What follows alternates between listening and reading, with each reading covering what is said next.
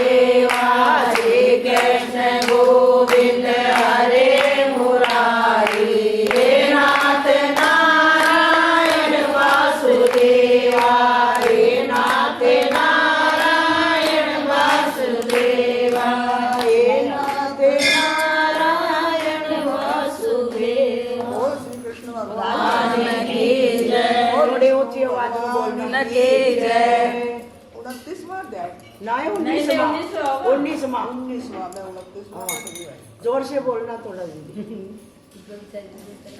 श्री विष्णु मम हृदय में प्रेरणा करने वाले नाथ लिखूं महात्म कार्तिक राखो सिर पर हाथ।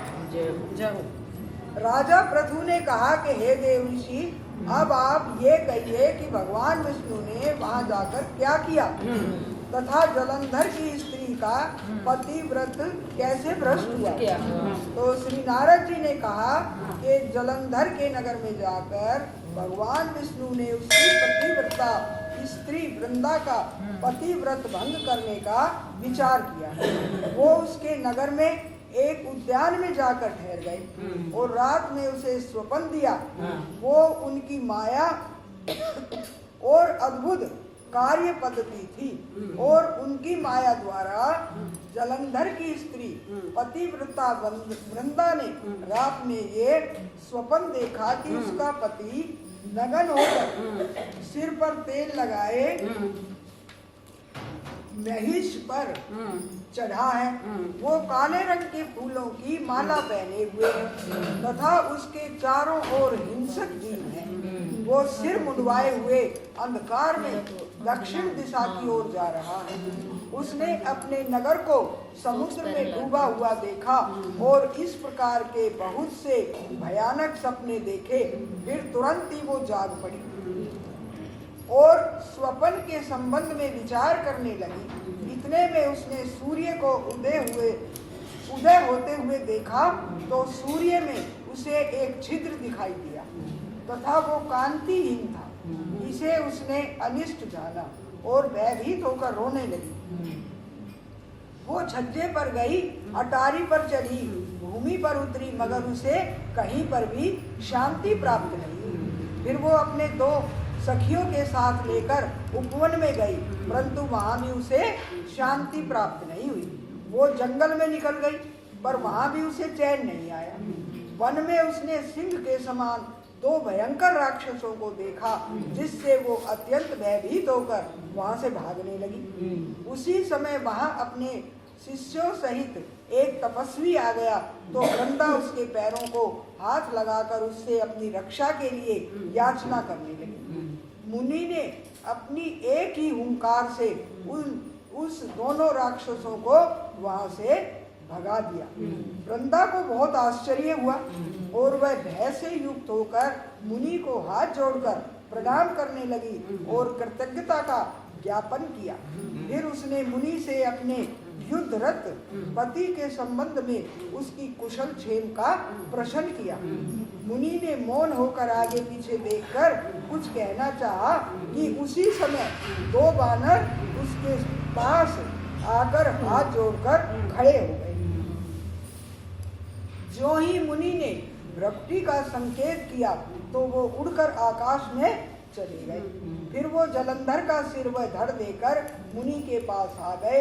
तब वृंदा अपने पति को मरा जान मूर्छित होकर धरती पर गिर पड़ी और अनेक प्रकार के वचन कहकर दारुण विलाप करने लगी।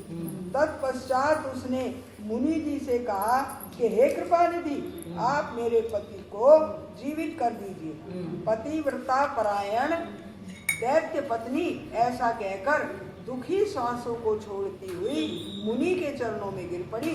तब मुनीश्वर ने कहा, ये शिवजी द्वारा युद्ध में मारा गया है, अतः ये जीवित नहीं हो सकता, क्योंकि जिसे भगवान शंकर मार देते हैं वो कभी जीवित नहीं हो सकता। परंतु शरणागत की रक्षा करना सनातन धर्म है, अतः कृपा करके मैं इसे जिला देता हूँ। तो श्री नारद जी कहते हैं कि वो मुनि साक्षात विष्णु थे जिन्होंने ये सब माया सपने में दिखा दिया। वो वृंदा के पति को जीवित करके अंतर ध्यान हो गए। जलंधर ने उठकर वृंदा का आलिंगन किया और उसका मुंह चूमा। वृंदा भी पति को जीवित देखकर बहुत खुश हुई और अब तक हुई सब बातों को स्वप्न समझा।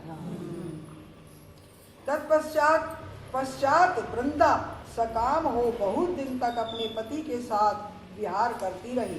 एक दिन उसने संभोग काल के अंत में भगवान विष्णु को पहचान लिया। तब वो उन्हें प्रताड़ित करती हुई बोली, हे परिस्त्री से गमन करने वाले विष्णु, तुम्हारे शील को धिक्कार है। मैंने जान लिया है कि ये मायावी तपस्वी तुम ही हो। हे राजन, ऐसा कहकर क्रुद्ध हो पतिव्रता ने अपने तेज को प्रकट करते हुए उसको श्राप दिया। जो तुमने अपनी माया से 2 राक्षस मुझको दिखाए थे, वही दोनों राक्षस किसी समय तुम्हारी भी स्त्री का हरण करेंगे। ये श्राप है। रावण स्त्री का हरण करेंगे और उसके विरह में तुम दुखी होकर तुम बानरों की सहायता से वन में भ्रमण करोगे और वो सर्वेश्वर जो इस समय तुम्हारा शिष्य बना हुआ है वो वहां पर तुम्हारा साथी रहेगा। ऐसा कहकर पतिव्रता वृंदा भगवान विष्णु के लाख मना करने पर भी अग्नि में प्रवेश कर गई। ब्रह्मा आदि देवता आकाश से उसका प्रवेश देखते रहे। वृंदा के शरीर का तेज श्री पार्वती जी के शरीर में चला गया और आकाश में जय जयकार होने लगी। पतिव्रत धर्म के प्रभाव से वृंदा ने मुक्ति प्राप्त की। और श्री कृष्ण भगवान की जय। आगे की कथा फिर कल करेंगे।